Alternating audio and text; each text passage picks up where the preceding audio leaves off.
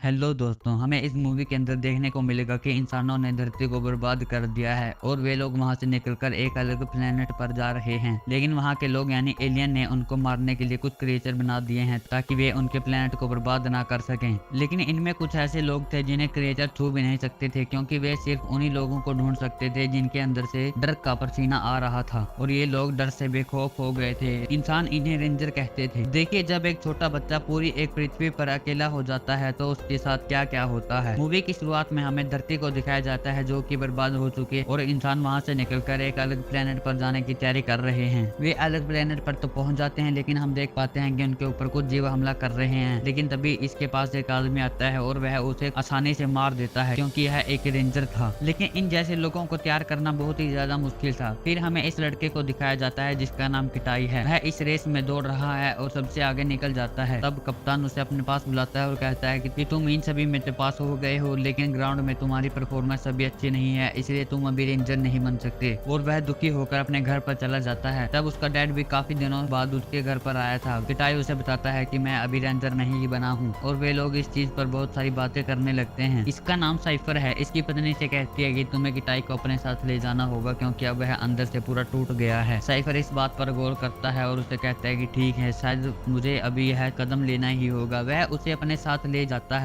जहाँ पर वह एक जहाज में बैठ जाते हैं और अपने मिशन के लिए निकल पड़ते हैं। किटाई जहाज के अंदर बैठा हुआ था, लेकिन जब वह देखता है कि चारों तरफ के लोग सो गए हैं, इसलिए वह अपनी सीट पर खड़ा हो जाता है और वहां से निकलकर जहाज के अंदर जाने लगता है। उसे वहां पर एक ऐसा एरिया दिखता है जहां पर लिखा हुआ था कि यहाँ पर आना मना है, लेकिन वह अंदर चला जाता है। तभी वह वहां पर जाकर देखता है एक बहुत बड़ा अंडा वहां पर रखा था। तभी पीछे से यह आदमी उसे कहता है कि बच्चे, तुम यहाँ पर क्या लेने आए हो। लेकिन यह आदमी उसे कहता है कि यह हमारे कैप्टन साइफर का बेटा है। और तब वे लोग इसे अंडे के बारे में बताते हैं कि इसके अंदर एक अरसा कैद है और वह तुम्हें तुम्हारे पसीने से ढूंढ सकता है। और तभी पीछे से साइफर वहां पर आ जाता है और किटाई को अंदर भेज देता है और इन सभी को कहता है कि हमारा मिशन शुरू हो गया है, तैयार रहो। जब वह आगे जाकर देखता है तो उसे पता चलता है कि वहां पर बहुत सारे उल्कापिंड आ गए हैं जो कि उनके जहाज को क्रैश करने लगे हैं। थोड़ी देर बाद उनके जहाज का ज्यादातर हिस्सा नुकसान में आ जाता है और वे लोग खतरे में आ जाते हैं। तभी साइफर उससे कहता है कि बताओ यहाँ पर पास में कौन सा प्लेनेट है जिस पर हम लैंड कर सकते हैं। तब वे उसे बताते हैं कि यहाँ पर पृथ्वी है, लेकिन यह पायलट उसे कहता है कि हमें वहां पर जाने के लिए मना किया गया है, वह डेंजर जोन के अंदर आता है। पर साइफर कहते हैं कि हमें वहां पर जाना होगा।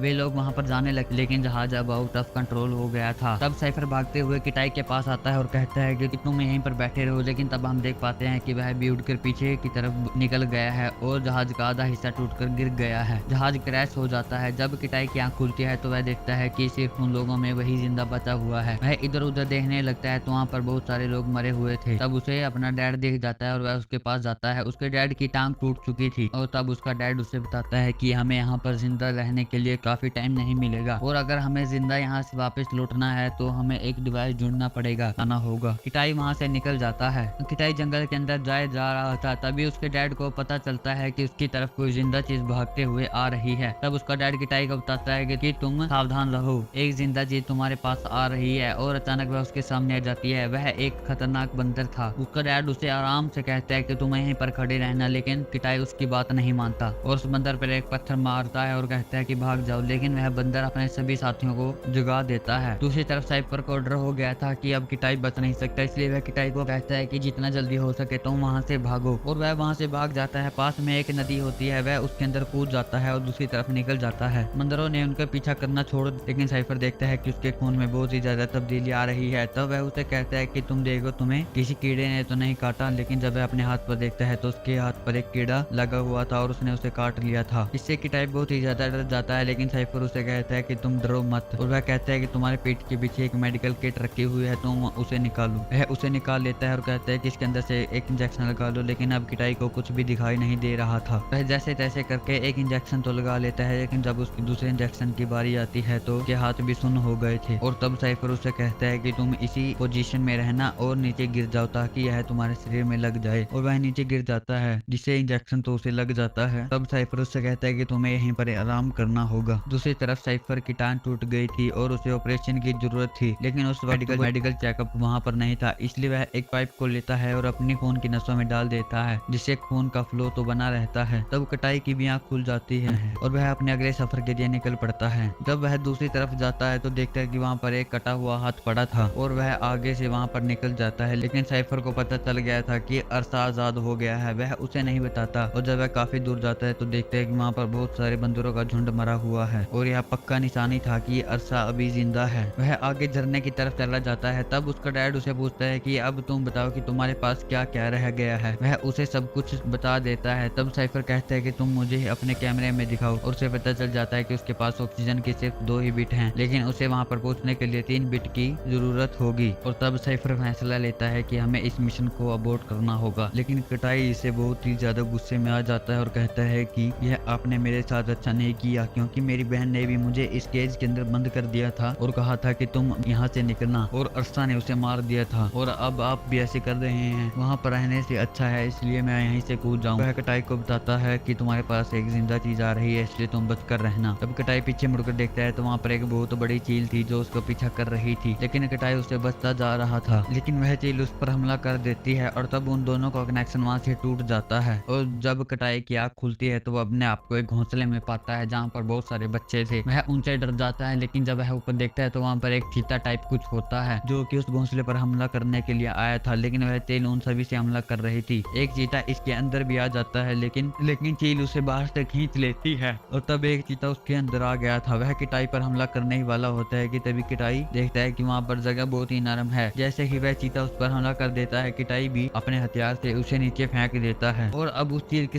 सारे बच्चे मारे जा चुके थे। वह आराम से नीचे उतरता है, लेकिन देखता है कि चील अब बहुत ही ज्यादा चिल्ला रही है क्योंकि उसके सारे बच्चे अब उन चीतों ने खा लिए थे। वह वहाँ से काफी दूर तक चला जाता है। तब उसके सामने एक नदी आती है और उसे पार करने के लिए वह एक बोट तैयार करता है और उसके ऊपर बैठकर आगे चल पड़ता है। अब उसे नींद आ गई थी, लेकिन तभी वह देखता है कि उसके सामने उसकी बहन आ जाती है और बताती है कि अरसा से बचने के लिए सिर्फ तुम्हें अपने डर से काबू पाना होगा। और अचानक वह कहती है कि तुम जाग जाओ, लेकिन कटाई अपनी ही बातों में लगा हुआ था और तब वह अचानक कहती है कि माँ को जमा देती है। उठ जाओ।